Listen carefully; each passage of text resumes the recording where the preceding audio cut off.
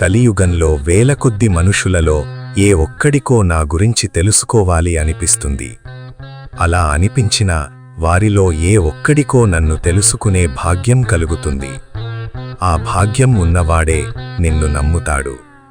తథాస్తు.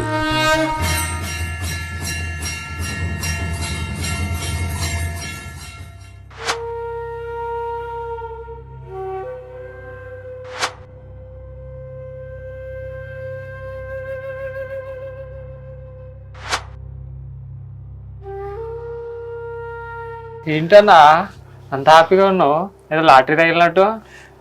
అవునరా, నాకు ఇప్పుడే దైవ సాక్షాత్కారం దొరికింది.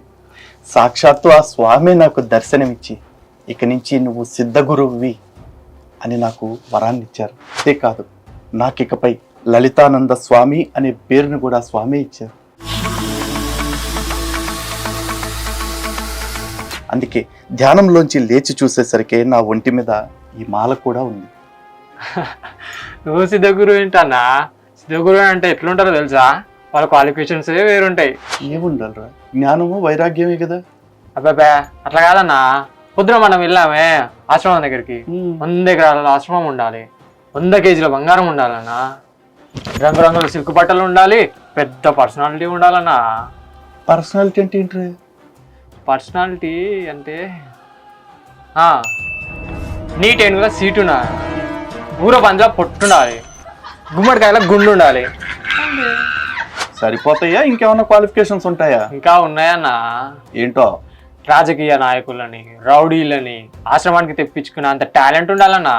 అబ్బో, మరి ఏం లేకుండానే సిద్ధగురువు అవుతావా అన్న నువ్వు? చాలా విషయాలు తెలుసురా నీకు. అంటే అన్నా అది అబ్బా, ఆహా, నీ సిగ్గు సింగపూర్ వెళ్ళినట్టే ఉంది. కానీ మీలాంటి వాళ్ళు అమాయకంగా నమ్ముతూ ఉంటే ఇలాంటి దొంగ స్వాములు, దొంగ సిద్ధ గురువులు మోసం చేస్తూనే ఉంటారా? ఊకా అన్న, మా స్వామీజీ కొంచెం వెరైటీగా గానీ మస్తు విషయాలు తెలుసా.